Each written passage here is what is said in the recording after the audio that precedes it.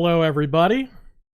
We are here for episode 15 of Make a Game, RPG Maker MZ, which is good. We've made it this far. It's taken longer than it should have, but 2 weeks in a row. Hopefully, we can keep this going, and I'll be on next week, and the week after that, and then the week after that is a planned vacation, so I won't be on April 23rd. It's April 23rd is my birthday, and I decided to take that week off of work. But hopefully we can stay on this normal schedule, and everyone can be here to watch because they know every Friday it's actually going to be on. But actually, this is kind of something. Let me switch to my main screen here, looking at one of the early maps I did for this game. But one of the things with this game, and I stopped and I didn't know how much I wanted to actually talk about this. Because, like, okay, this is an official stream and I'm an official representative, but the truth is making a game, it's momentum based sometimes, right? And not only that, there is issues where you lose momentum and you lose passion and you lose, like, an idea of where you're going and how you're going to get there. And it kind of happened with this. I'm still like, I love the idea of what I'm doing, but I feel like I'm not getting anywhere, you know? I don't have a lot of time to work between streams, so a lot of times I'm trying to do something different because I don't want to show you guys doing the same thing every week, and I'm jumping back and forth, and I don't have like a set plan of how I'm going to approach things. So, like, the thing that I think we need to do, and I need to do specifically, but I think it's something everyone really should do with their project, is break down a plan of where you want to get to and how you're going to tackle that and how you're going to get to it, what the processes are. So one of the things that I got into, because I was talking to Steele of Studio Blue, and I was like, you know, sometime in the next 80 years, I'd like to get enough of my game done where you guys could play it on your stream. You know, like the first couple of hours. And that would be really cool because then I could get... They are really smart and know a lot about game design and also a lot about how RPG Maker games work. So I like the idea of having someone who knows what they're talking about. Really looking at what I'm doing. But also just because I think it'd be a neat crossover thing to do. But so right now I've been jumping back, like I said, I've been jumping back and forth because I just didn't want to like show you the same things every week. So I've got a lot of stuff half done, and that feeling of having everything half done and nothing actually complete. It's so frustrating. And I started looking at it and I realized like I had plans for the game, but they were all in my head. None of them were written down, and without having any of it written down, I couldn't sit there and go, where are my goals? What do I want to do next? Right? Like, I jumped into trying to do the battle system, and I don't think I was really ready to start working on the battle system. I still have like a bunch of stuff to do. So what I wanted to do on this stream is going to start. We're just going to like break down. It's like, what do I have done? What do I need to get done to get this first like demo done? So my demo, what I would like to do with the demo, and let's go. I did have very beginning of when we made this, I wrote down this. This is like the base overview of how the game was supposed to go. And right now, what we have done are parts of this and parts of this. What I would like to get done for a first demo is these 3 sections right here. I want to get right up to where you start the second dungeon, and that'd be a good stopping point for a demo, because that will like not only is it good for a demo in the sense that it will explain like all the different things. It's good for a demo because it's going to have all of the different parts of what the game is going to be about introduced, right? So it's going to introduce how our game battle system is going to work. It's going to introduce a few characters.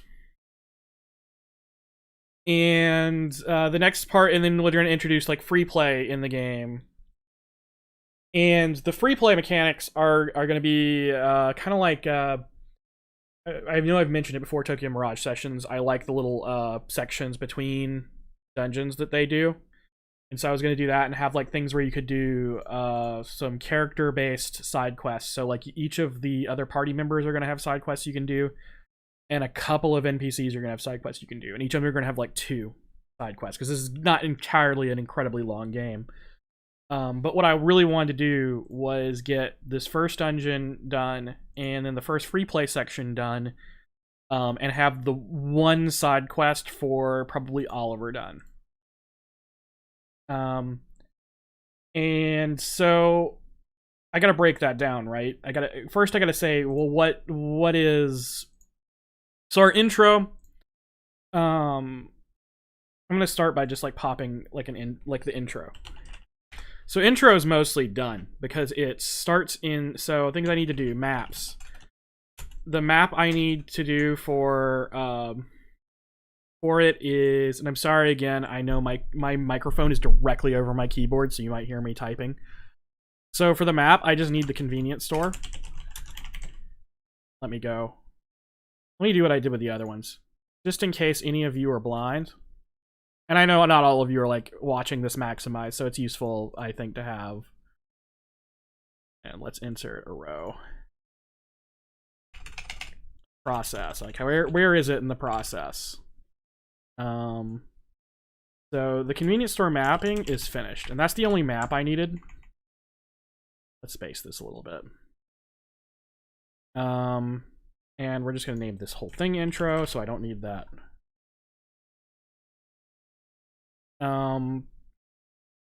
Then I need like cutscene. I just need intro cutscene, and it is incomplete. I remember I have parts of it. I don't have the whole thing. So if we go back here, it's here. I have right here. This, it heads all the way to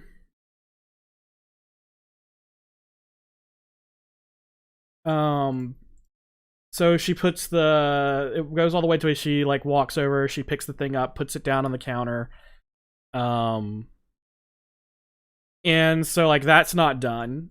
So she's supposed to have a thing where she looks at it and gets confused. Then she's going to walk out the front door, and immediately when she walks out the front door, instead of going to here, this map that I don't even need for the intro, it's going to, you're going to come out like here, and then there's going to be a short dialogue right here, and then intro done. Intro is pretty short. And this is something I think everyone who's making an RPG Maker game should do. Yes, some commercial games can get away with having really, really long intros. I'm looking at you, Persona. Persona 3's intro was incredibly long. But you do not have the cachet, you can't pull that kind of stuff because there are a million free RPG Maker games out there, and someone gets bored in the first 10 minutes, they probably don't want to play your game anymore. So I would suggest everyone's intros be very short, and you get right to, boom, you're into the gameplay, you're starting. So that was the whole thing. There's going to be the intro cutscene, walk out here, you're going to introduce to, so that's like the whole intro, right? So to finish this intro, I would just have to finish this intro cutscene. And this is probably a high priority thing. But it doesn't necessarily have to be the thing I work on next. So then let's go to, so I actually have sort of a thing with this. This is my variable track for the first dungeon. Meowsticks 3-hour intros I would not suggest doing that. I don't think I've played 3 hours of like one RPG Maker game. I probably have, like, but it's probably been a long time. But then again, I mostly play entries and game jams. Just snappy, something, and you want to make every single thing you do in your intro count. Every line has to tell me something about the characters or the world. There's a lot of times where you can like say a lot with very little, and I think a lot of people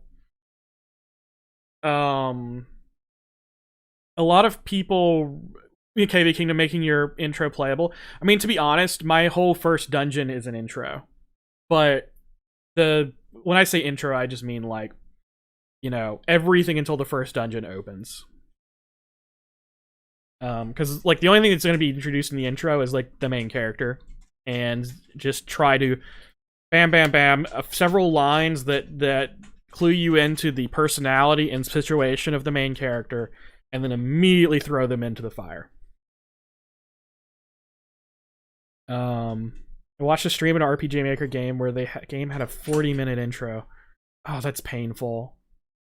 It's painful. And like I said, I know some game like Persona 3 does it, but you're not Persona 3.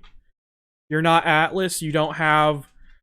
People won't stick with it. They also didn't probably pay $60 for your game, because if I pay $60 for a game, you're going to have to try to get me to quit, because I want to at least get my $60 out of it. And there have been games probably that were really bad. The worst, I think, Unlimited Saga. I bought that game new because I like the Saga Frontier games. And I want to tell you, I could not stand that game. I think I played maybe an hour of it. And just, I couldn't. And I did it multiple times trying to get some kind of enjoyment out of it. And just, I hated it so much. Anyway, this is our first dungeon. And... looking at it, I think it needed one more section in it. So I'm gonna like copy this for my brain. And we're gonna go over here. This is gonna be first dungeon. We're gonna raise this to 14-point font because I know not everybody's watching on a... I'm just putting this over here as a... did I not copy? This is a different kind of list than what the checklist I'm doing, but it tells me what I'm doing. So, and let's copy this, and I'll delete out everything I don't need.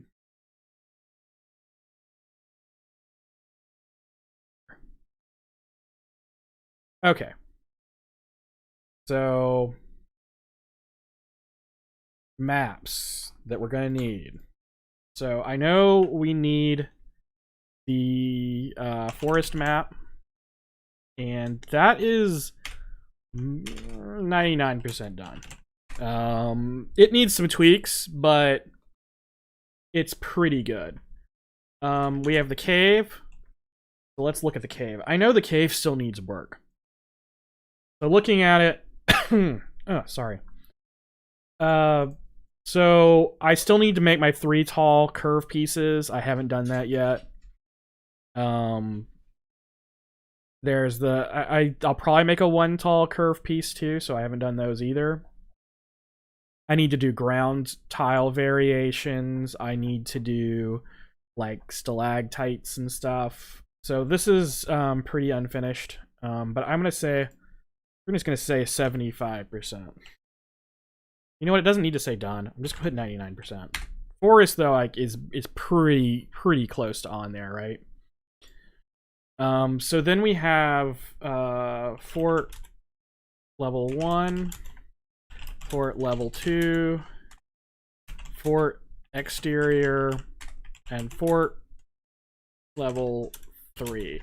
So these 4 maps is 1 location. There's the 2 floors. Then we have the exterior where you go out on the balcony, and then there's the interior where you fight the final boss. Do you generally make your tile sets for each area as you progress in development, 1 town or a dungeon at a time? Like as far as like combining them, like the way I've been doing mine is I'll map something and I'm using like a combination of a whole bunch of stuff when I map them. So like this is like a loose, and I throw in like everything, and then I start condensing them and remapping them. And I am putting them together as I go. I have like a whole giant pile of tiles that I'm pulling from. But every single time also that I map something, I start going, hey, there's this one more thing I need, right? Like I'll need like a certain kind of chair, or I don't have a wall tile that really matches what I'm doing in this one. Like one of the map works in progress I have is this exterior, and this is very work in progress. This is just blocking out the main parts of it. Like this is all supposed to be like cliff and then the bottom floor, but I just marked it to mark where the edges are. And so like I go through here and I go, well, I need something for this, I need something for this, I need like, that's probably going to be, I don't know, some fountains maybe, like a fountain on each side. I need to figure out what tiles I'm going to use for the walls down here, and then I need to throw in some other exterior tiles for the cliff. And so yeah, I generally tend to try to do like that. But our fort, first floor and second floor of the fort, I am super happy with these. So this is done. This is done. The fort exterior is like 25% done. And fort level 3 is 0. I have done nothing on that. Let me do something. I can't stand when all of my text is in an Excel file is some of it's aligned right, some aligned left. It just... But yeah, I do put them together one dungeon at a time. And the reason why is because I want to be as efficient as possible for the size of my game at the end. And if you try to plan too far ahead, sometimes you'll include a whole bunch of stuff that you probably didn't even need. Like the funny thing is this map, I actually don't even need done for until the first free play section. And I think it was the first map I actually did. But I think it was mostly because I really wanted to play with these exterior tiles. I liked them a lot. And I drew a lot of stuff from some other places. Like I think this right here is from Bougainvillea. I did some of my own edits for like to match up some things. Or this may have been the first map I did. One of these two was the first maps I did. But let's go back. And here's the thing. Like I said, I think that it needs one more map. I don't know whether it should be... I think it should be between cave and fort. I kind of want to do a cliffside map. And it's 0% done. So then we have... we're going to do what cutscenes I need to do next. Okay, so... the first one I need is the battle tutorial. And I've done none of that. There's also going to be another tab over here that is just like generically things I need to do, because there's some stuff that are like I've done all the eventing for making my battle system, the not battle system, but the encounter system. I've already done all that. So it's in there. So let's... Okay. Game-wide. Game-wide things, so... And again, let's make this 14 so that it's easy to see on the video. I would say if so it's easy for me to see, but I also got glasses again. I can see. It's such a nice experience to be able to see.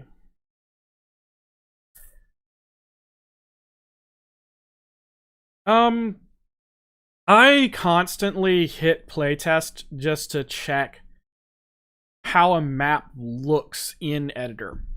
This is something I just do all the time. So systems, I'm just gonna put.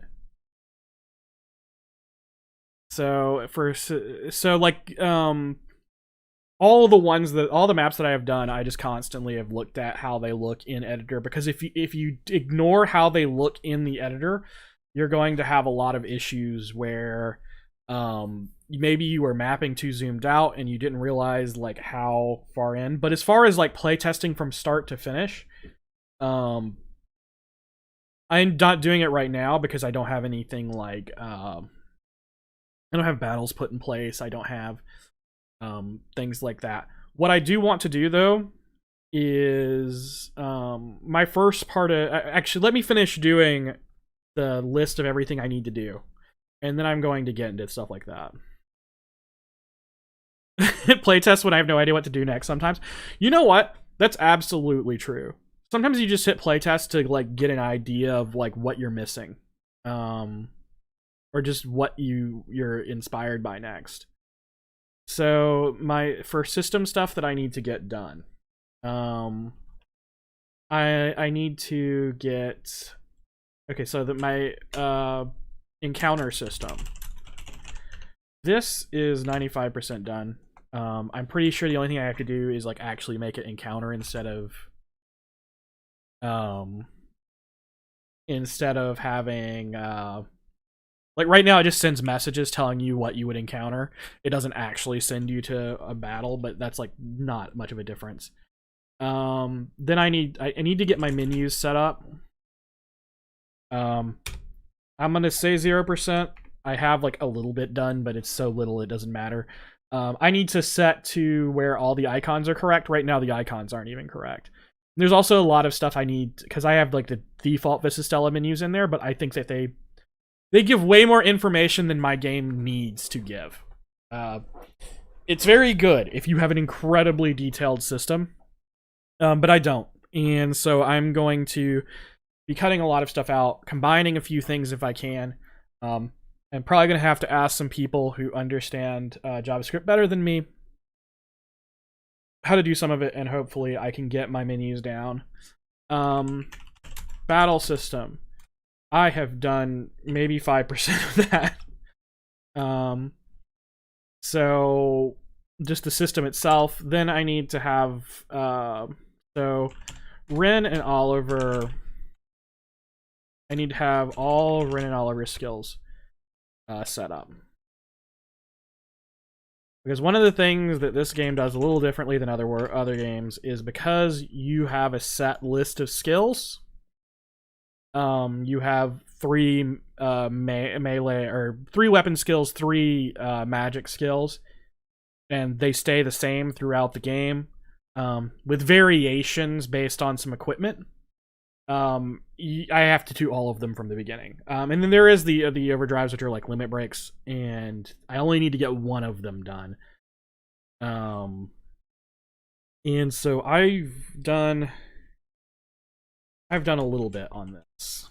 I've done nothing on his. I haven't even planned how his skills are going to work. I've like in my brain planned some of it, but I haven't like written down ideas. I wanted him to have like a little bit of healing and like a lot of nighty cover type skills, stuff to buff other characters, to make them take less damage and stuff like that. But he'll have some offense. He may have some debuff, a little bit of debuff in his weapon skills. We'll see exactly how I feel like running it when I. And then again, like all that's none of that's permanent ideas. So system-wide stuff, this is the main stuff I think I need to work on. I haven't done enough of that. Let's go back to the first dungeon. We have battle tutorial. We have let's see, meet Oliver. I've done none of that one. I swear I've done some of these. Okay, so the next thing that they do would be going into the cave. I want to have a short conversation when they go into the cave. So they go into the cave. Let's go to the cavern, and then there's going to be 1, 2, 3 puzzles. I've done the puzzles. Those are done. I need to remap these areas because I was using the old versions and not I also need to map them fully. That reminds me, I have the sub maps. Hold on. Cave. Need to insert 3 times. Insert. Insert. Insert. Cave. Puzzle. Room 1. Oh, I hit Control X instead of Control Z, so 2. But I'm gonna be honest, sometimes you just need to take stock of everything. Figure out what you've done and what you haven't. It may make you feel better to know what you've done and what you haven't, right? I'm gonna say all of these are 50% done. They all need to be, so like I just copy pasted. But all of this section I'm gonna leave the same. It's really more I'm gonna make some variation in the walls around it, so that it looks slightly different in each room and doesn't all look exactly the same. And then like draw these on higher levels and put the things under it, because originally this was mapped with the fully square in style walls, and I switched that to these that I had made. So let's see. The cliffside. So another thing I want to do, yeah, we're not going to talk about that quite yet. So into the cave, and then we have puzzle 1, puzzle 2, puzzle 3, and those are all done. I think I did those on one stream. I can't remember which stream it was. It's been a while, but I remember doing them. Then we're gonna go to the cliffside. I'm gonna do maybe a couple of, like, I'm gonna do like 3 memories on the cliffside. So one of the things I'm trying to do, it's like as they go through this first dungeon, it's supposed to be kind of driving home the idea that they, for some reason, possess memories of something, right? Some past time they did it. They look exactly the same in these memories, so forth and so on. Let's see. We have the 6 memories in the fort.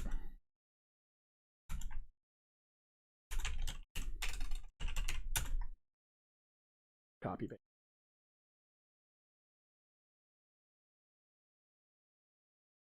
And I count.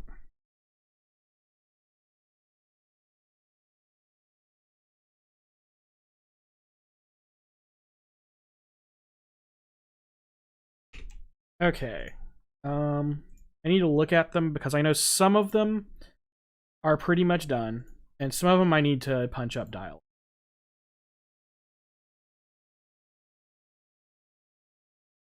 So I'm just gonna say these first 4 are all 80. Because most of it's done. I just remember I was like, some of these, I'm gonna just make a note. Punch up dialogue.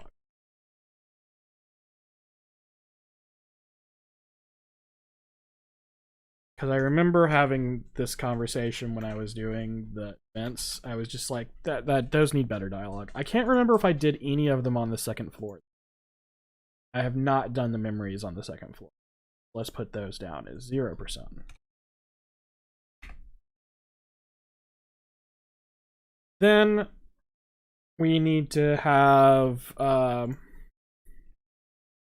confrontation and after battle. So these are when we have the boss battle in it, and those are not done at all. Alright, that has all of this in it, so I'm just going to delete this. And I think I'm going to copy this over, or copy another version of this.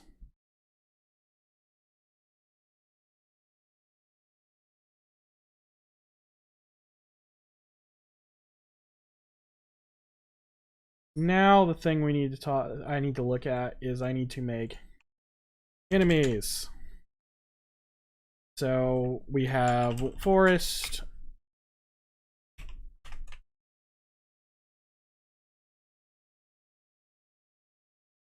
Yeah, the thing about like writing down that something is so much percent complete is that even if they're all estimates, because I may end up doing way more work on it. Like this forest, I say it's 99% complete, but you know what? I may end up doing like way more work on it.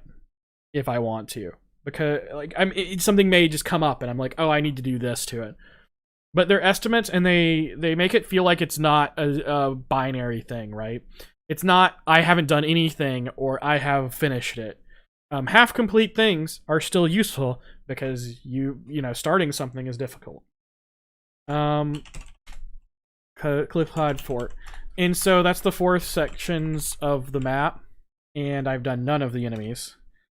Some of these may have like overlap in what enemies. So I'm gonna make a note here.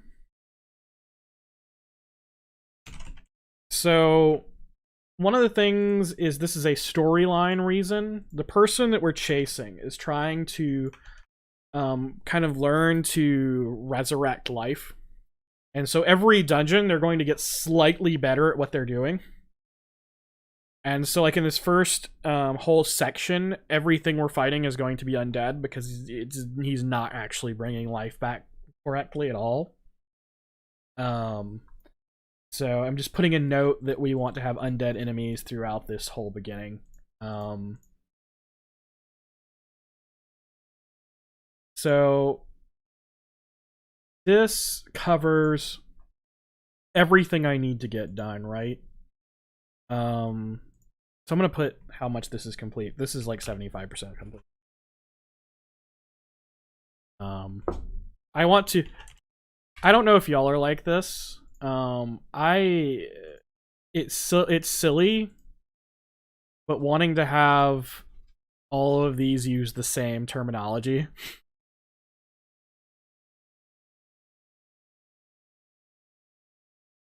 And one of the other advantages, again, with this game is that I can get really weird with my mapping. I don't have after everything makes sense. It's all kind of a weird memory of a world that doesn't exist anymore. And so now I can sit here and go, what is on this list that I can work on right now? And this is also going to be the one part where I have to talk to you guys about things, is that one of the problems I had when I was making these videos is I was like, I always have to be interesting, right? I always have to be doing something different. And the problem with game design, game development, is that you're not always doing something different. It's a lot of doing the same things over and over again. Yeah, I can jump back and forth between these things, but even that is probably not ideal. I really kind of want to like push and get all my mapping done. Which that's probably what I'm going to focus on right now. Yes, that means I probably will have to come back and do some touch-ups on my mapping. But I can work on that when I work on that. I want to focus on these sections first. I'm going to write out this process again when I get to doing our free play section. Because I haven't really thought enough about my free play section. I know the basic ideas of it, but I don't know what maps I'm going to need yet. I don't know what cutscenes I'm going to need yet because I haven't like really put it together. So I'm going to like focus on getting this done, and then deving is not a spectator sport, but unfortunately it is it is what we're trying to do it as, right? Trying to show the dev process. And I almost made it I went unrealistic by not just doing one thing until it was done. So there are some other things that I think I need to make notes of. So I know in the free play sections, so if anyone's ever played Tokyo Mirage Sessions, when you have the different quests that you do for characters, you usually end up going back into an older dungeon to go do them, and I want to do that. The thing is that I wanted to, unlike in Tokyo Mirage Sessions, they did it occasionally, but I generally want to use like new areas that like maybe branch off, and I'm not going to work on it quite yet, but I want to make sure I put in where. So in this one, I need extra exit for side quest in that one. No one needs to hear an hour of weeping and screaming. You know, I didn't. You know, I spent 2 hours working on a battle formula. I don't like it, and I'm going to probably redo the whole thing. Um, it is the dev process is realizing I have made a dumb mistake, and I need to fix it. And by fixing it, I need to undo hours worth of work. I need to do it again, but better. And there's a certain point where you need to like stop doing that, right? Where you need to be like, no, that was good enough. But I don't think my battle formula was good enough. I think that was onto a lot of the right ideas with what I was trying to do, and I just think I did it. I think the thing about turning on a stream instantaneously makes you stupider. Was the problem there? I'm gonna try to do that a little bit off stream, and then I'm gonna explain what I did on stream when we get to that. But it's gonna be a while. I'm not going to think about these right here until I have all of this done. Yeah, and spreadsheets are the best. Spreadsheets are perfect.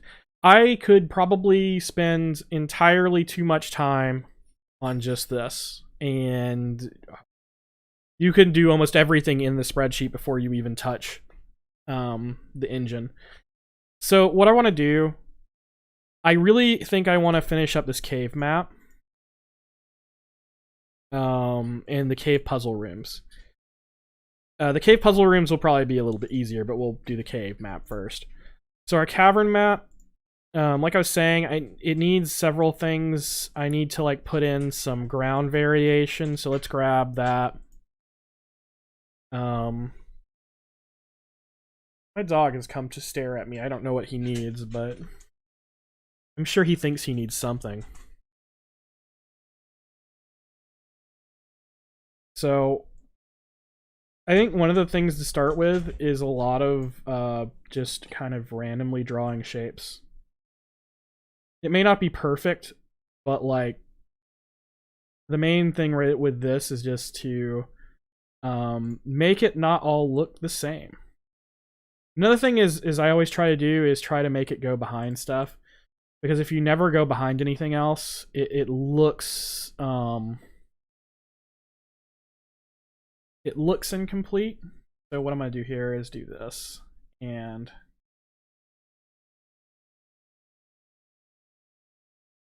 do some shift clicking. I really should have probably put that up on a second.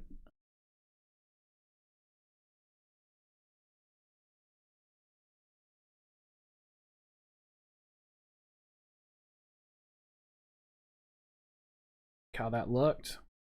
That's a little. And again, go behind.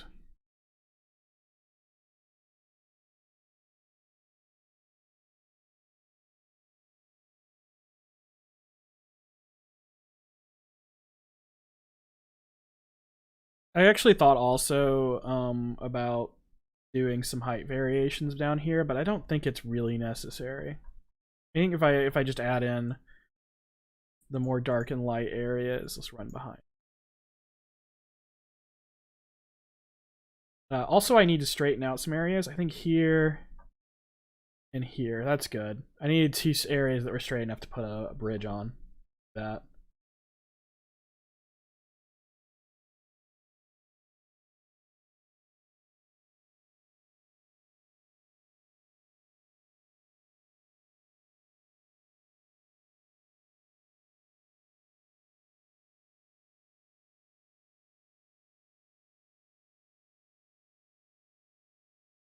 Trello.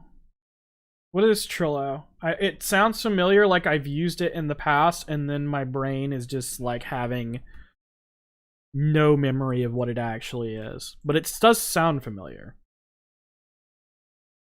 It's okay. Now I need to go up a level. I almost put that on the wrong level.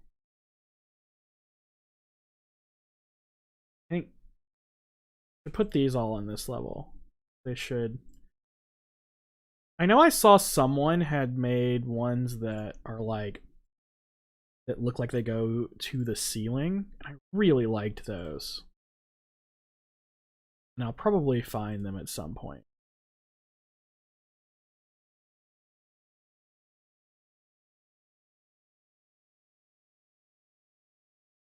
I do have some problems about how I did a few things that I can't put these in certain places because of it.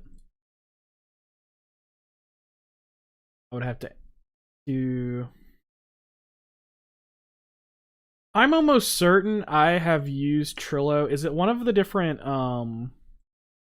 like planning tools to where you like can use it to mark down things you need to get done and all that stuff?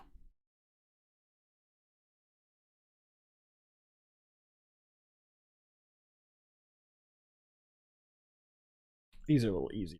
I have to worry about trying.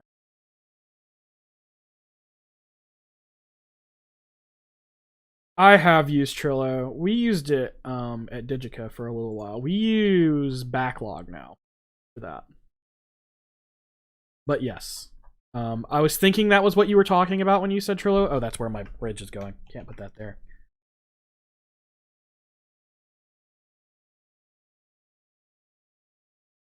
Wonder.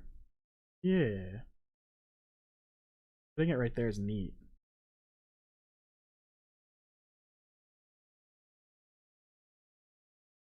Hopefully that still looks.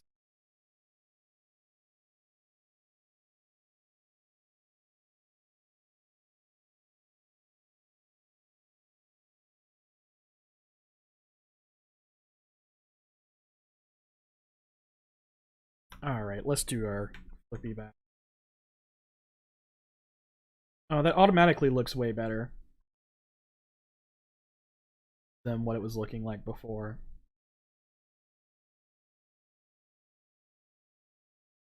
I think there's a couple more things. Like I said, I know that somebody made ones that look like, because these are just stalagmites. But I know someone made ones that go all the way, like, look like they're attached to a roof. And I might find those. Oh, speaking of things like that. My dog is getting really mad. I don't know if you guys can hear him growling about something. Sprocket, what are you getting upset about? Oh well. Hopefully he doesn't get too loud. I apologize. I think it may be that someone has gotten home and he's looking out the window staring about it.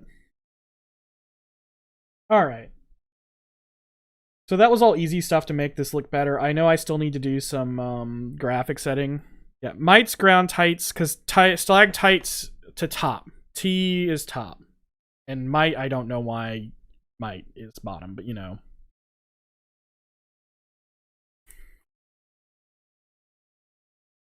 Sprocket gets tons of attention. He's a spoiled, rotten dog. He actually may need to eat, but someone's going to be home in like 5 minutes, I think. Alright, let's see. Oh yeah. We've been at this for 43 minutes, and it's gonna be the time for our first look at somebody else's stuff. So White Dragon, or WHT Dragon, or as for some reason I just for the longest time said What Dragon until I realized it was probably a abbreviation of white. But anyway, she's made a lot of really cool stuff. Is he named after the Jetsons? No, it's the name of the dog from Fraggle Rock. Though we didn't name him, he had that name when we got him, and we're pretty sure though it was the dog from Fraggle Rock. Which my wife really liked Fraggle Rock. I don't think I ever watched it as a kid. But no, we adopted him when he was 3. He was found wandering around somewhere on the street, and they picked him up, and he is just the sweetest dog, but he's stubborn and now old. He's about 11 years old now. Wet Dragon. That's horrible. But anyway, Wet Dragon's made a lot of really cool stuff. First thing, like these like cool lava waterfalls. And like these are just tiles, because White Dragon has made a million things. I know a lot of people use the animals and stuff, But I really like a lot of these lava tiles. I might actually grab some of these for some later dungeons. All these vines are really cool. And it's like an auto tile of leaves. Like, the thing is I'm looking through. I've looked through this before, and I'm just like, I don't remember all of it. Side stairs, which are useful for a lot of dungeons. But I have been a big fan of White Dragon stuff for a long time. The one game that was publicly released that I ever made, it was just a promotional thing. It was Ralph versus PAX East. It was when we did PAX East one time. The only person that I had to credit, because most everything was default MV stuff, and then like some things made from posters of games we were showing at PAX East, was White Dragon, because I used the goat sprite she made. But here's like the lava walls and like some curved walls. Oh, here we go. Man, it almost makes me want to remap, but I don't need to. Because there's some of the full columns. I like these too. I wonder if I could just take the just the columns. And let's see, let's look at my map. Yeah, it's like a different tone. What did I accidentally hit? I hit the wrong button. Alright, go back up. I did something stupid. I hit back. We were on... Oh, we weren't there yet. Volcano tiles, there we were.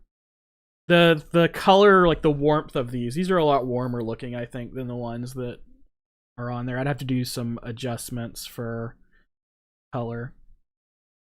But like seabed tiles, all of these are cool. You could make like an underwater like temple or something.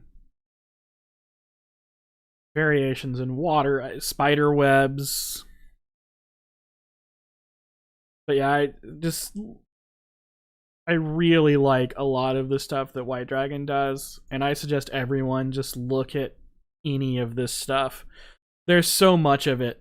Like, starting to just go through it quickly because I can't individually look at every single thing, or we'll be here for the rest of the stream looking at it all.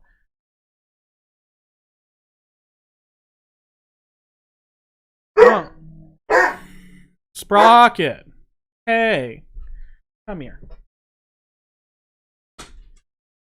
He's just grumpy about everything tonight. It's because I'm the only person home, so he can't bother anybody else. Normally he would go bother my wife. More leaves and more grass colors. Always good, and especially like that's some good fall colors for leaves. Ooh, what's in here? Well, that's ostentatious.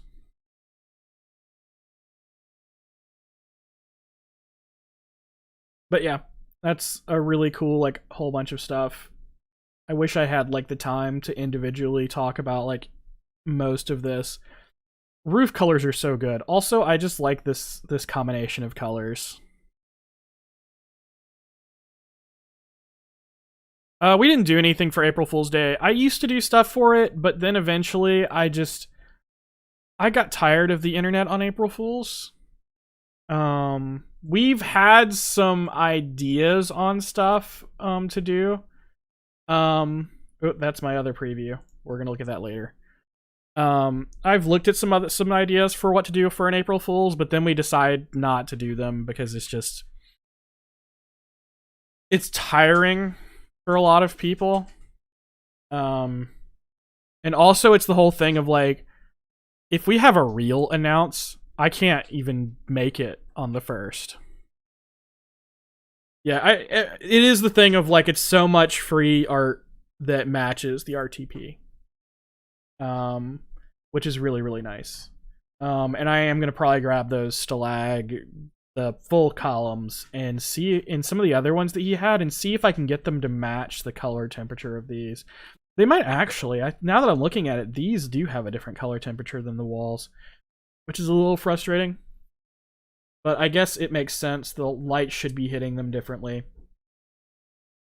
We will see. Okay. So that's a little more done. I'm gonna mark my, I'm gonna just kind of increase this here. Let's fix these puzzle rooms. The fun thing would be to get a really cool announce together for April 1st, like a really, really good actual announce, and then do that. It would be so funny to actually do a real good announce on that day. So the main problem right now is, how did I do that? God, let me unshift tab here.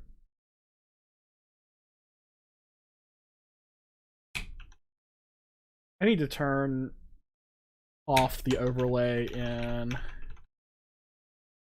Hold on. Let me very quickly. I'm gonna go and put my bumper over it because for some reason it does not want to close my other way. My overlay.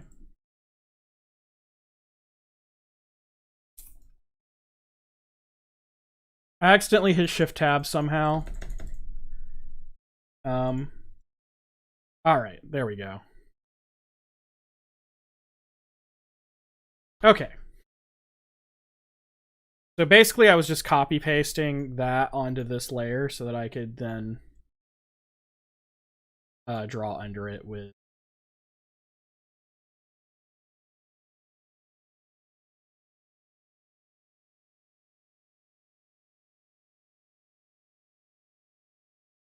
Because that moved the ceiling over onto this layer. And then I can go back to layer 1.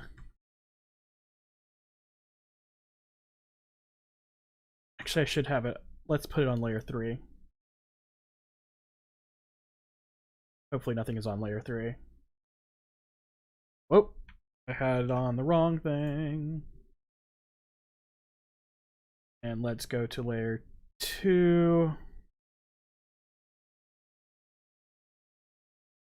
And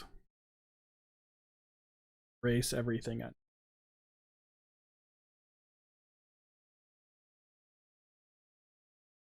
Actually, just think I can erase everything.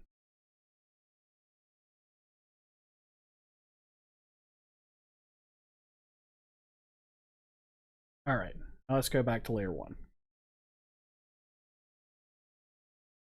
And then I just need to draw underneath this. So I need that under that. Let's actually, I can just do this and then. All right, and then we can do the blacks underneath it. So.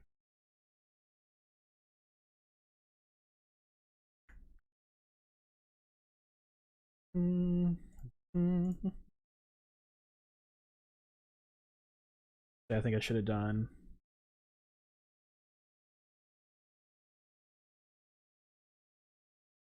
That one really doesn't matter, but I guess I'll do it anyway.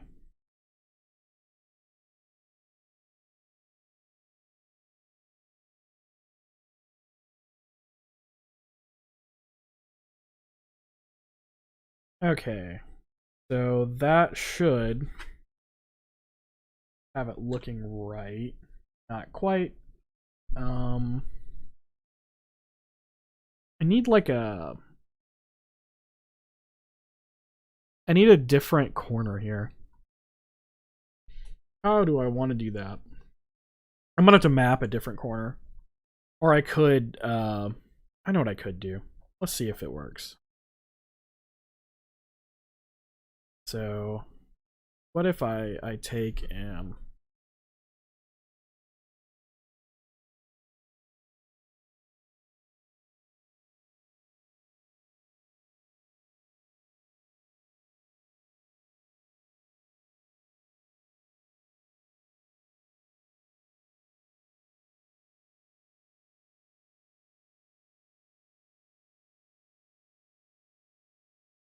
that actually doesn't look bad.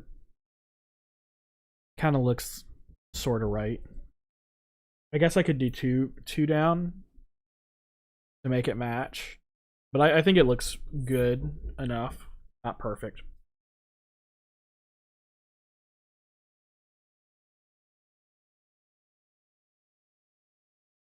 You know, the RPG Maker 95, we joked one April Fools. It was an old article. I wish I still had it saved somewhere. I can probably find it on Wayback Machine. It was just an article saying we were bringing back the Super Dante RPG Suguru for the Super Famicom as an SNES cart.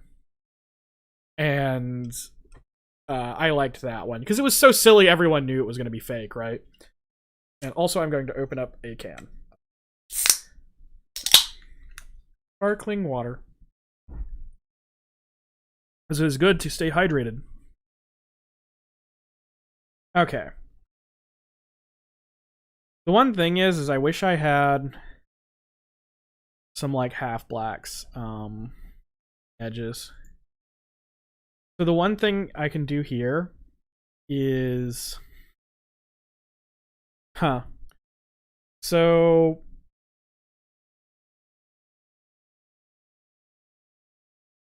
like that one's fine, but the thing I wanted to do was make sure that they didn't all look the same. So at this point I think I need to just so I can just do like this, erase out all the wall.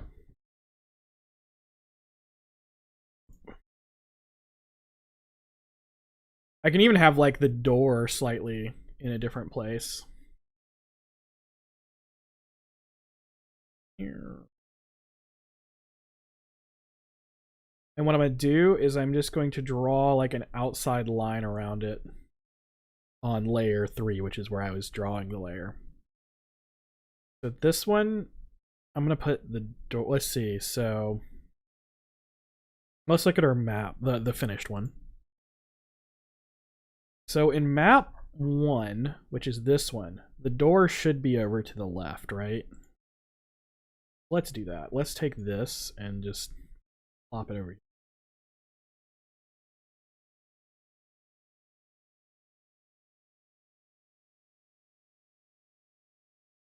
So in map 2, or the second one, where's the second door? The second door, probably a little over to the right.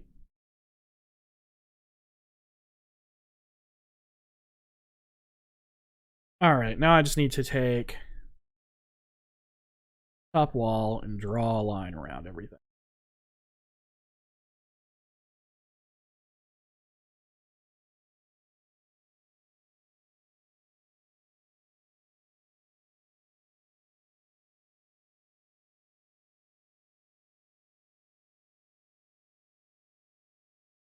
I don't even know if this is entirely possible to do where I did it, but we're gonna... Ah, crap. I need to like completely undo it because I'm on the wrong layer. Okay, let's go to draw the tops on layer 3. So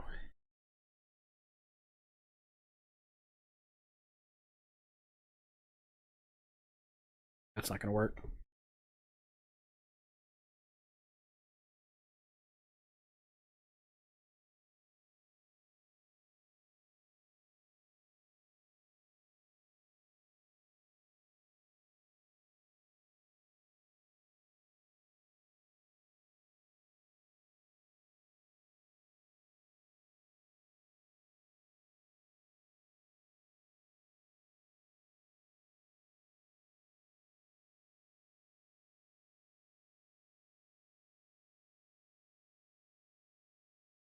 I'm glad you like it.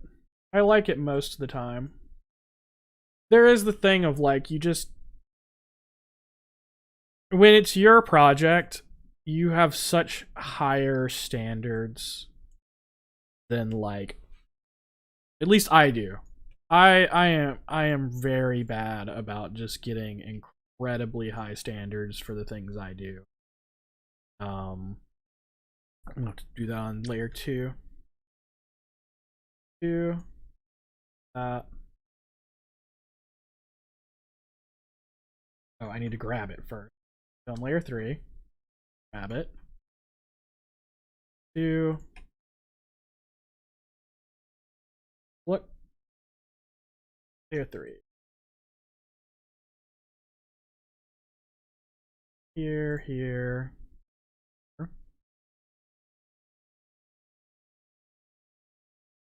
I don't know if anyone else does that. Because I so often will just map completely with shift clicking. Because I just feel like you have so much control when you do shift clicking that you don't have. Oh. And when I'm saying control, I'm not even just talking about like how you can do. I think I need another little section like this over here. So let's do all that.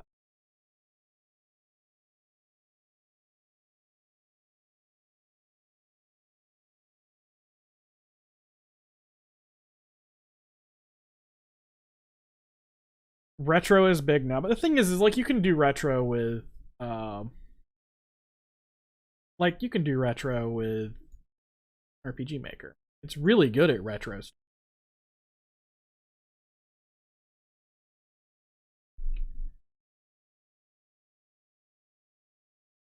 The one thing about these curved tiles that I've made is that there is so much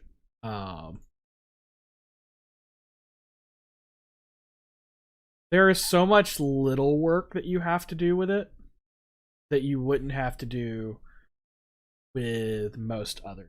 Because like I have these little edges and I have to draw something under them. It doesn't look good. Also going back to this, I didn't put any of the inside curves. So let's draw some inside curves. I have those. And everything's the same height, so I can get it. So let's go up to, let's see, some layer 4.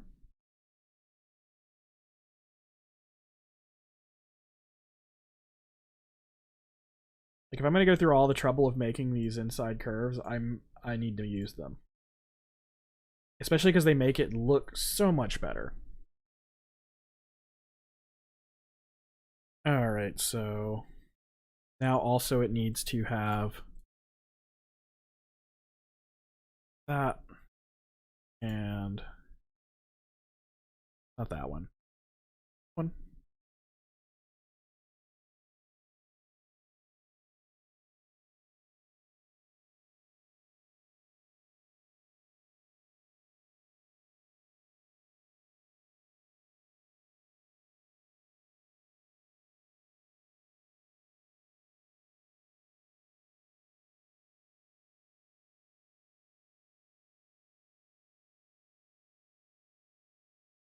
There.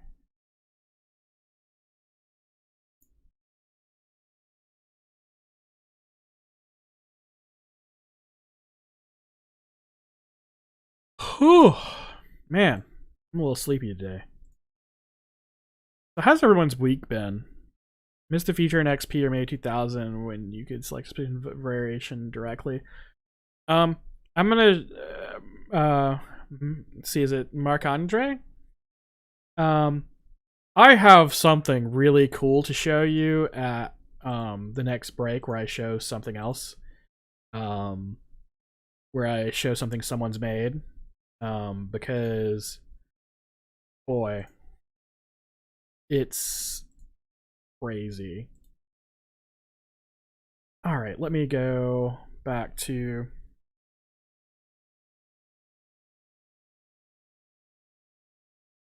let me fix, like, right now, I don't like how it's doing the off the map thing.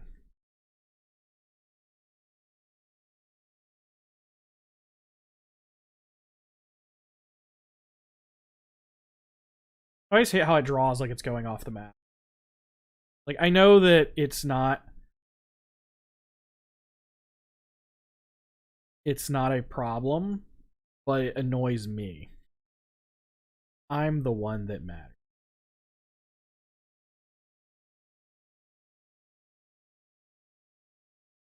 Alright, that looks good. Making naturalization not boxy is a good idea. I'm never in a cave that has 90-degree angles. And I've also never been in a cave at all. So I have been in caves. I went spelunking quite a few times when I was a kid. So I need to put in some on that layer. Black line. Oh, I made a mistake right here. So I need to put the bottom part of the side corner on layer 3. And then on layer... Okay, that looks good. Right. Is there any of the other corners where it needs some adjustment? Oh, I need to put blacks under the back. That layer. Layer 1.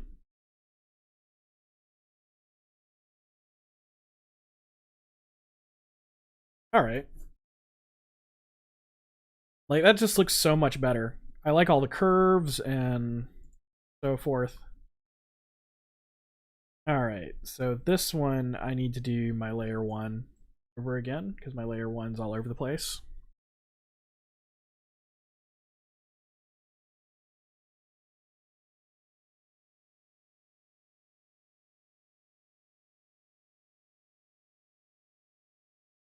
That's actually an interesting question. I wonder how many people have been spelunking that are in the chat. Any of y'all done it before? Because I really enjoyed it. The one thing is I can get a little claustrophobic, and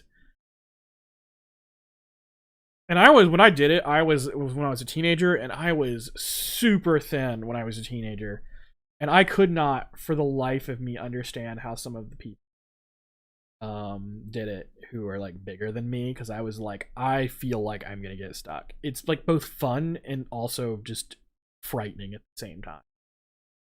But I really did enjoy it. Alright, let's see.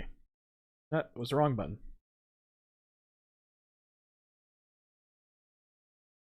It would be interesting to try to see if anyone's ever like put their spelunking experience into a game. They're like, you know, yeah, I've done it, and I then use that experience to make a game. I've been there. I don't know if anyone if someone has made a game that was based in their spelunking experience, I do not know.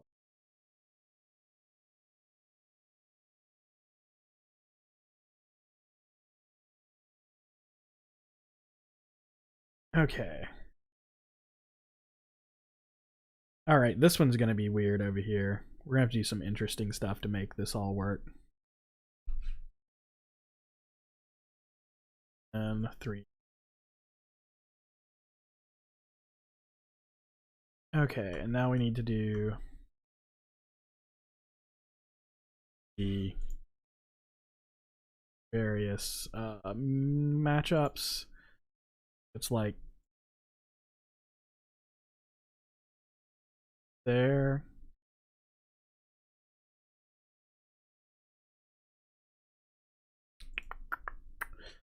Also, if anyone has like not noticed why I made these little top pieces, it's because like you see how it doesn't match up. Let me go back to it. Doesn't actually match up because they have the edges, and those just cover those edges. You could probably do it a smarter way, I'm sure, but this is the way I did it.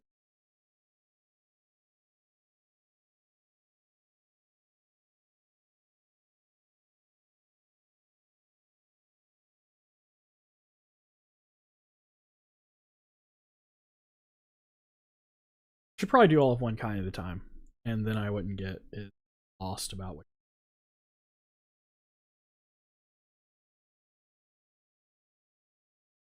Yeah, this is a lot of stuff that I picked up this whole thing of doing the angles from a tutorial, because I made these angle pieces from a tutorial that I made the rounded walls too that Avery made.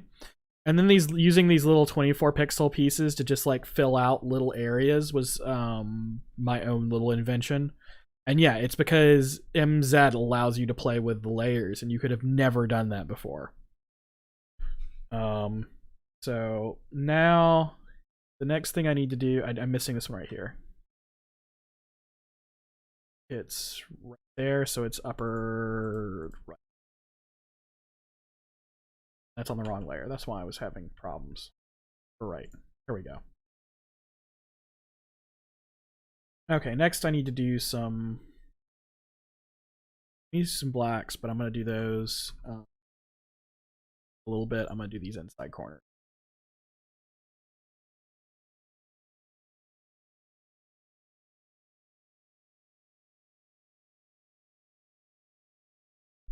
I don't. If I put up inside corner here, I have to do like some back and forth with layers. I'll do that in a second. And I think I am going to do ones because I can't stop myself from wanting to do it.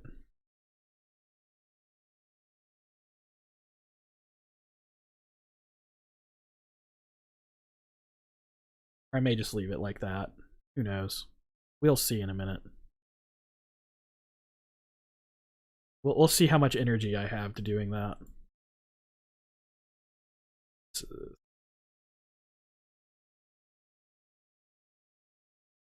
All right, now we go back to layer 1 and draw our black colors down further on some of them. And then we have this half black one up on layer here.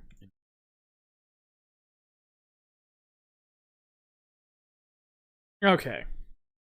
So the only little adjustment is this little section here that I really think I want to do it though. So what we need to do is like go basically from the bottom and use every layer. So layer 1, correct. It needs to be that.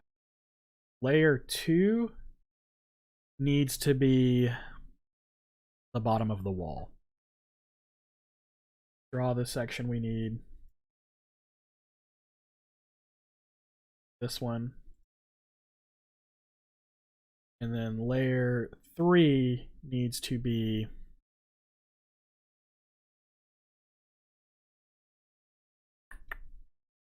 that.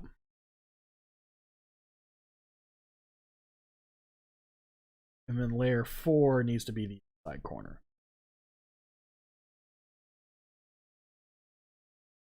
Then that needs to be this, and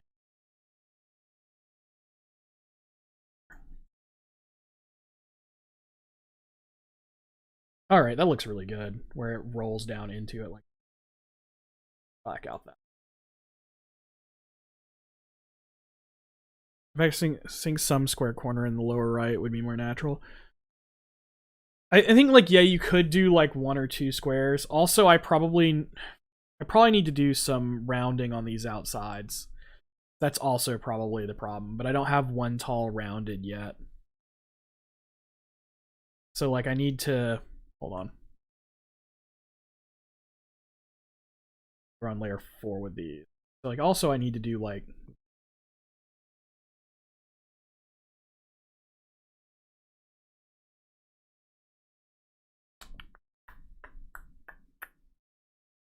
and then I need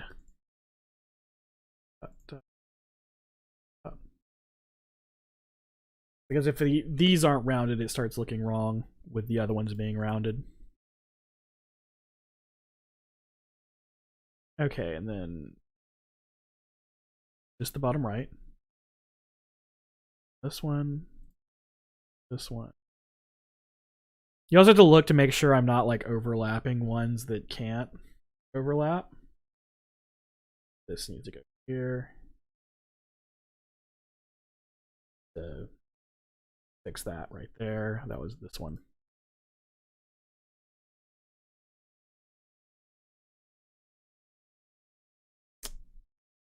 Where am I making mistakes?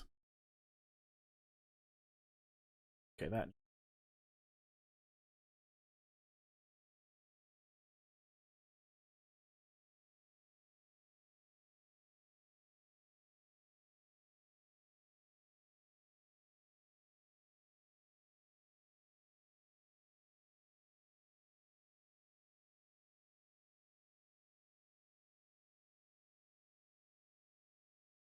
and that one right there.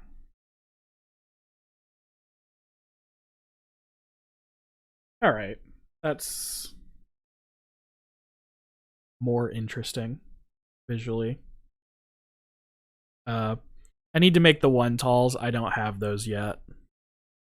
What I mean by that is that like my corners here, I don't have one that just like is one tile high. It doesn't look right. So like if I did like that and then dropped a bottom on it, you see it doesn't look right. It make scratch. So for that's why also in here anything that's one tile high, I didn't have the things on. The same with 3 high. They don't tile correctly for 3 high either. I need to fix that as well. But that is just some Photoshop work, and I do not feel like that's entertaining to do. Like I did it once on stream, but I'm gonna probably try to not do too much of the Photoshop unless it's doing something new that I haven't done before.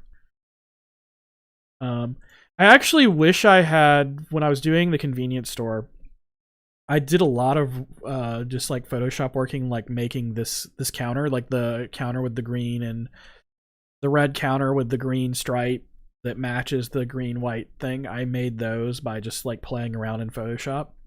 And I wish I had done that on stream because it's something I think everyone can learn to do. All right, now these two look different, right? Which is really what I was going for. I just didn't want them to look the same.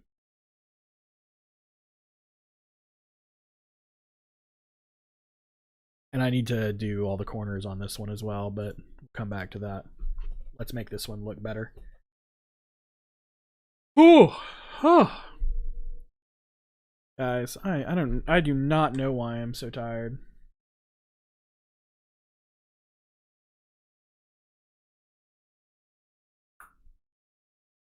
All right, so this is the third one, and we'll look at this.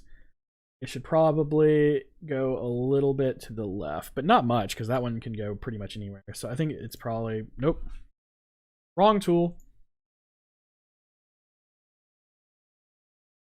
I think it was fine where it's fine there. Oh, let me make sure I didn't. Okay, yeah. I was like, let me make sure I didn't block off any of them where you couldn't get to the thing. Also, on this one, why don't I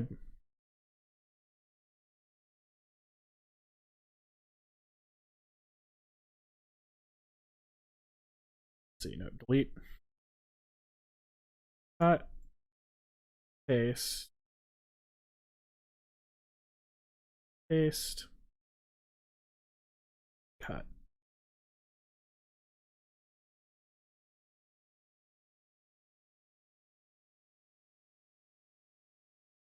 I think I like it better where it's like on the other side on this one.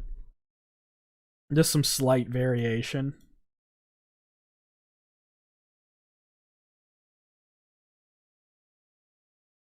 Ooh, man.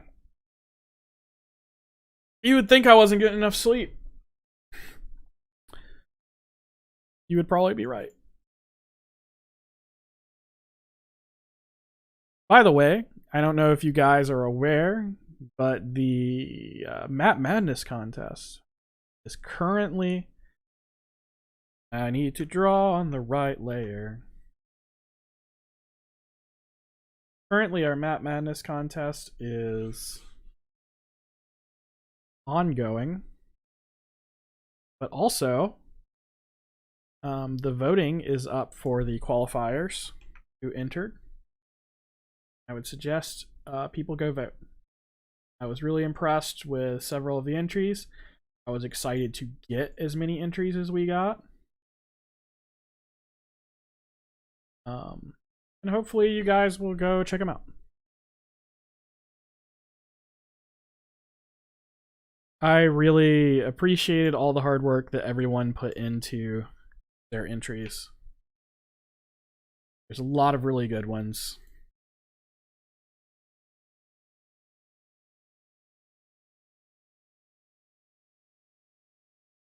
Gotta do 1, 2.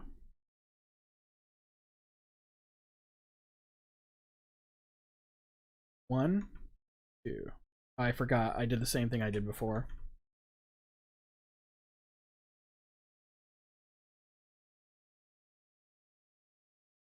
and back to layer 3.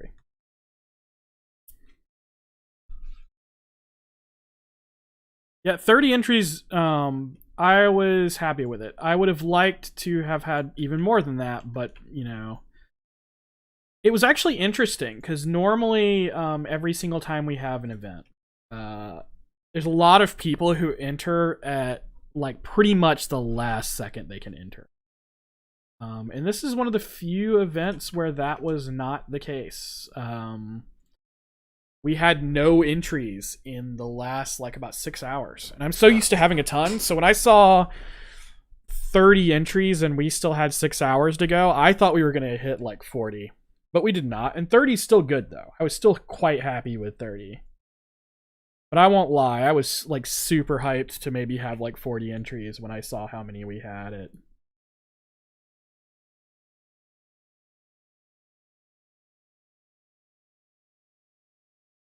With 6 hours left to go.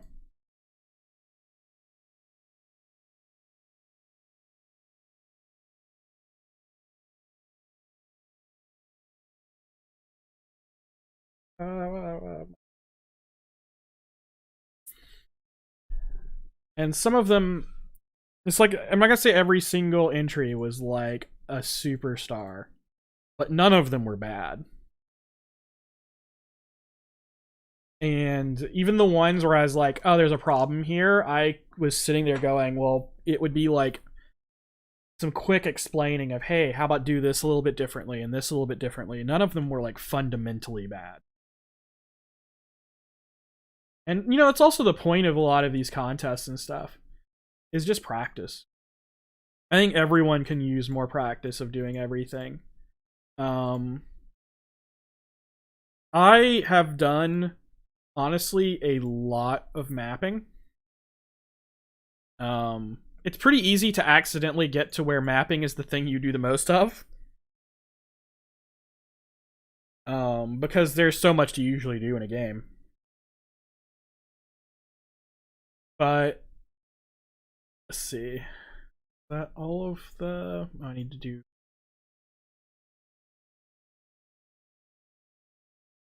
Yeah, none of it was low effort. Everyone seemed to like really take it seriously, and try to do something neat. I'm interested to see once we start doing a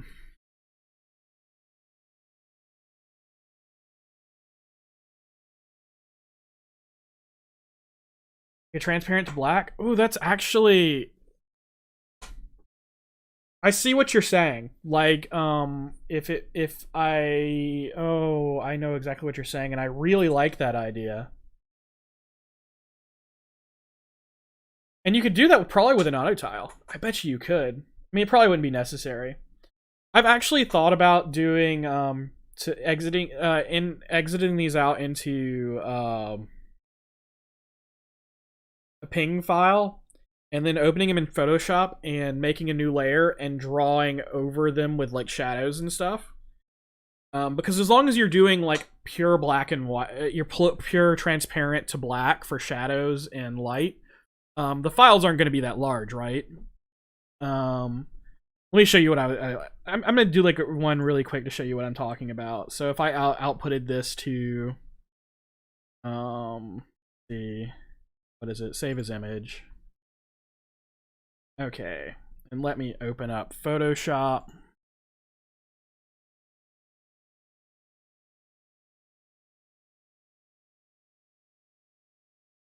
Oh. But I see what you're saying, Mark Andrew, and I think like actually 100% that's what I'm gonna look at. So let's open. Look at all the different things I've been opening lately. Let's see, it's documents, map images.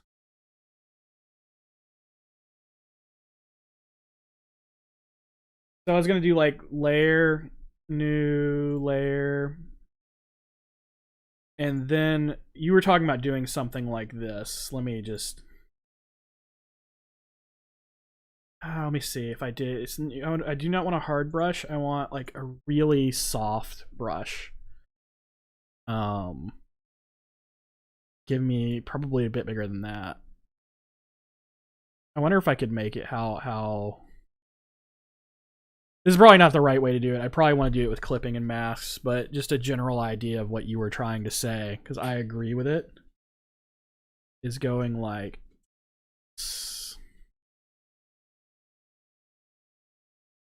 Is this what you were talking about?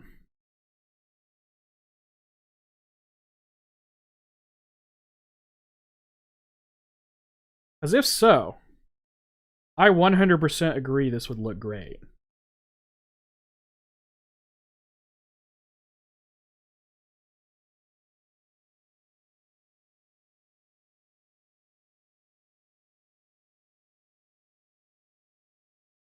And then just using this... Uh-oh. Uh-oh, Sprocket. What is it?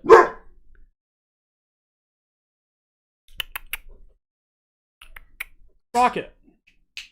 I think my wife is home is the problem. He really wants me to know about that. But yeah, if you did this, and then I could save just this layer, which is hilarious looking at it right there. So let's see if I just saved... Let me do this, kind of out a little bit more of it. Because more than likely, with just this layer in here, it will be a really small file.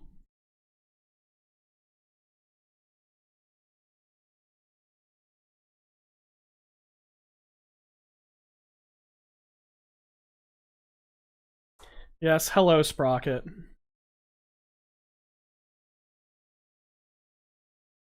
And like the main thing I think, hold on a second. I am going to jump my bumper across here because I don't know what... Okay, good, it opened on... So that file I just made is 112 kilobytes, which is pretty much nothing. With just black and white. I think that would be pretty cool, right? Is just like do some shadowing around it. And of course I'd like, you know, do a little bit more work on making it more regular looking. Not quite that close. Whew.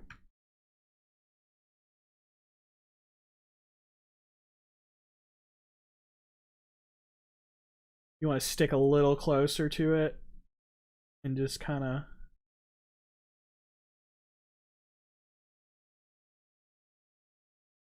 Yeah, this would look cool. Now that you've mentioned it, I'm like, yeah, I'm 100% on board with it. But like I said, I was already thinking about using this to do shadows. Because I think, one, the standard MV shadows are not that great. But you can do just overlays in with the Vesta Stella. You can do like the full screen overlays that don't move when you move with the map. I would have to do a little bit more research on how they work. But yeah, I think that would be cool.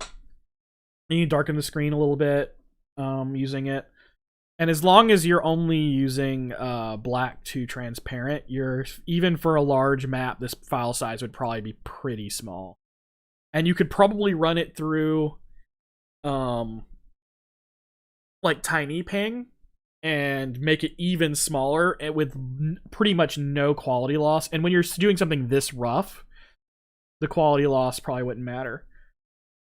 Man, I'm really liking how it looks. Like not exactly necessarily the exact shaping I'm doing here because I don't think I hit it quite right. I need to do like a little bit more like that, you know, just adjusting it a little bit. But like that idea is so cool. It really makes it feel more cave-like. And like, hold on, let me pull up the cavern map and let me output this one. Okay, pull that one up. I'll open. So let's go. Map images. Because you could do it in this really, really large one. I don't remember which one. And you could do it like on all of these roofing areas. Let me go even bigger with this.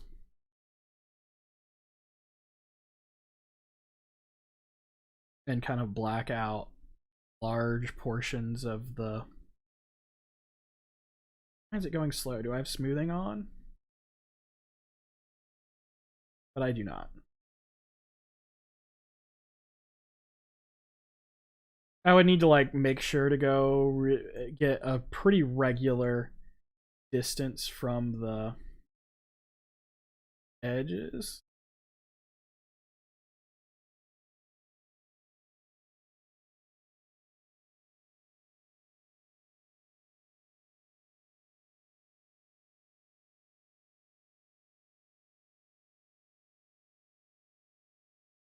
I'm just wondering how this would end up looking in game. I'm not sure if it looks as good on these maps where you have total like inside things.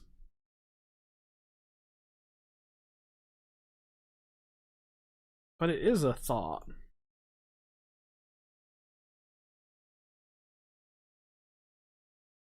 I need to just do enough where I can look at one section. That's what I need to do.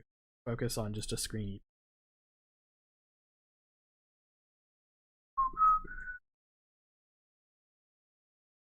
Well, I mean, again, with like designing this kind of stuff, yeah, it would really mean I'd need to pop in and kind of draw it a little better and stuff. I think it could work. I think it could work. I think I'd need to do the brushing a little bit different.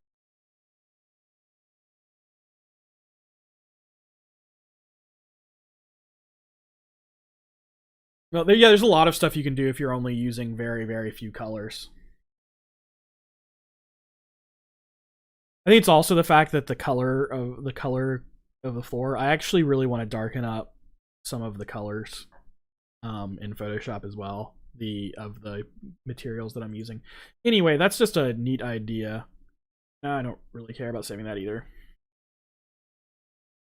Yeah, I wasn't on a layer, you were correct, but I was just seeing how it looks, so it wouldn't really matter that much. I don't know, that's a really neat idea, and I'm just kind of interested in the possibility of trying it. Oh, and we also have time for another quick break to look at someone's stuff. So this one is one that I really like this. I don't know if anyone's ever seen, how many of you have seen this? This is the Cyclone map editor that was made by Huddle. I'm just going to play the video. So this is entirely built inside the engine. It also includes some like paid things he has. He has a thing called Cyclone Magic, which we'll show in a minute. Which is this right here. And all of this can just be done in, you go to playtest with the Cyclone editor on, and it's just such a neat idea. I'm not sure I would ever use the Cyclone Magic thing because it has the blending, but like I think that I could blend it better in something like Photoshop, and it would probably look better. But it does. So one of the things I was thinking about with like how I was talking about like just doing one like layer of things with Photoshop over it and mostly still doing tile work is that you don't have to do a lot of stuff. But here's the thing that's really neat is that he has it where you can pick like individual 48 by 40, 24 by 24 sections and place them down. So this is just like mind-blowingly cool. He also has pixel movement. He has collision detection you can put in. So yeah, this is all by Huddle, Huddell. It's all so fantastic. I was just seeing how much on the thing. I was gonna let it play all the way through this video. Give me a nice break and to think about what I was gonna do next. But being able to just grab specific individual things you want, as well as blending stuff, as well as drawing your drawing pretty much anything. Drawing your collision directly on the map. I don't think he shows the collision detection in this one. But it's literally you can just draw collision detection directly instead of using the collision detection based on tiles. This also actually lets you, like this right here, being able to pick the individual 24 by 24 tile to put on things. You can create combinations that you could not even do. So now he's back in magic mode. I think he's going to do some more drawing with the... Or no, he's just placing some stuff. And this is auto layering so that it... But it does pretty much everything that the normal map editor can do. And also some other stuff. And it is just directly built in the engine. And it's so wild. Also, his pixel movement is... One of the problems with a lot of pixel movement scripts there has been in every single version of... Oh, yeah, you can also turn on and off visibility of layers. Region IDs. You can actually apply symbols, icons to region IDs so that you can like put, oh, this poison, that one's my poison region ID, right? And so now he knows that when he's drawing with that region ID.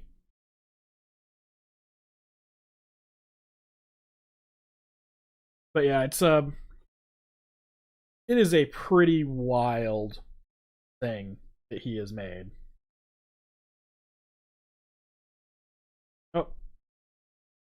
We don't care about all the stuff that I watch on the regular. Let's close that down. So yeah, that was the other thing that I was like... It's such an impressive feat, right? So, that's a cool little thing. So, let's see. We've done these two. We need to finish... We haven't done corners on this one. That's what it was. So one of the things that, because I was talking about the whole idea of just, I need to just work on stuff. And so, unfortunately, sometimes what I'm working on may be very similar to what I was working on the week before. I don't think I'm going to focus as much as I was on trying to do something new every week. But hopefully what I'm doing is still interesting enough that you guys will want to watch. That we can have just a good time talking about stuff. Anyone has any, like, you know, also the things like that shadow idea. That was cool. I just like that someone suggested something and I could reach out and like go, hey, let's prototype that really fast. Let's see what it would be like. I probably wouldn't want to use a brush tool. I'd probably want to use some other kind of tool to make that work. In fact, I probably would want to go and talk to someone who's an actual artist, which is not me, and see what tools they think that would be the good way to do it. But, cool idea. Thank you for giving it to me. Alright, that one's going to actually need to be...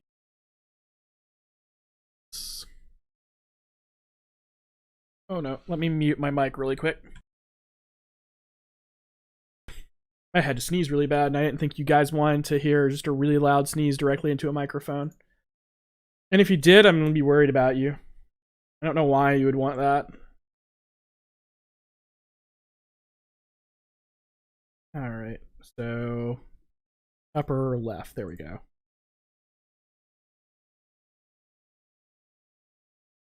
Then I need the one like that.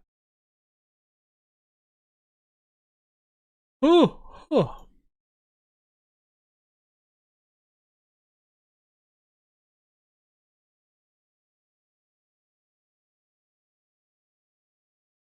Still so sleepy. I don't even know why I'm so sleepy. I slept 8 hours last night, which is actually more than I normally sleep. Alright, so we need to do some black layers underneath some of this right here. And then we have those that half level black that I made, but that needs to be on layer 2. And then there's this section over here that needs to do what I did on the other one. You know what? Instead of just doing that, I'm going to just do this. It's the same as this right here.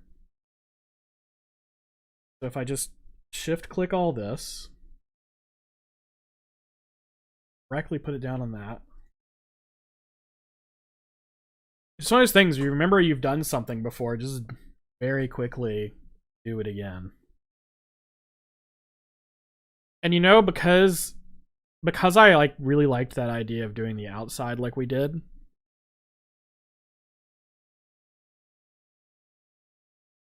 like, it's wild what people are making. They're so good too. Like, it's just, I want to do a full rounded right here. Let's see if I can do that. Sorry, I interrupted literally what I was saying halfway through saying it. So I want to do. All right, so this is one of those ones where I have to like layer from the bottom. So starting from the bottom does need to be black. Layer 2 needs to be but yeah, people blow me away. They're so good at what they do. Then layer 3 needs to be top inside corner. Layer 4 to be outside corner. And then layer 3. Okay, so now I need layer 4. That needs to be this right here. The problem is I need to do this on layer 3. This needs to be on 2. Or wait. This needs to be on layer. Oh no, I did it again. Give me a second. I have to do some stuff.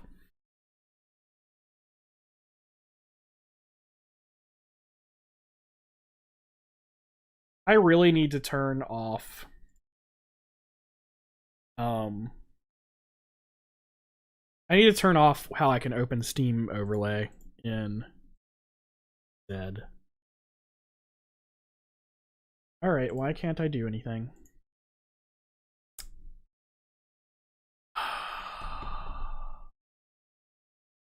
Hold on. Back to my bumper.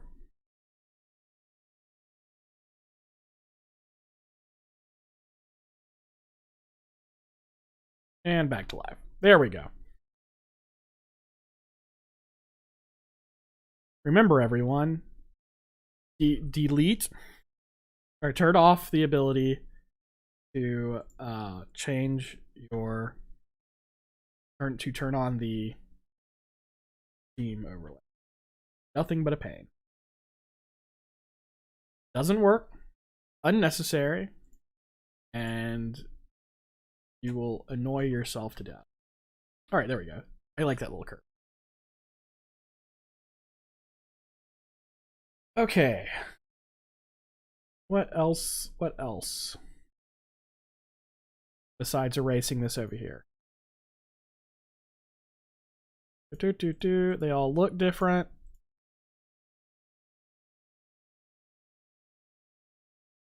We're all pretty much done. Let's up our. We're gonna go 80, 80, 80. We got some stuff done today.